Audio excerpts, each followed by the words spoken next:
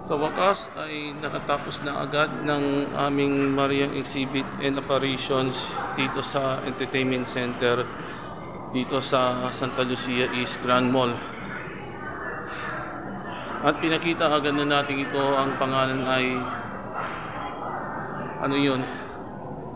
Patrones y Titulares. Ito na ganyan. Wow! Ito na nakita ko.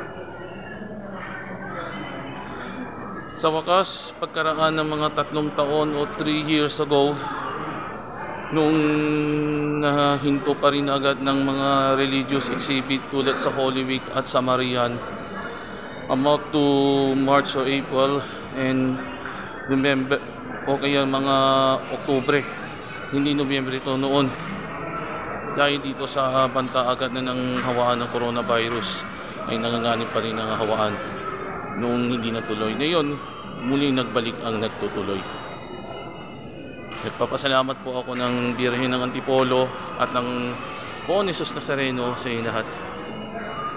At nagbalik agad sa aming exhibit ng mga mananampalataya dito sa aming malls. Wow! Kita mo yan. Ito po si Brother Rance Arcis.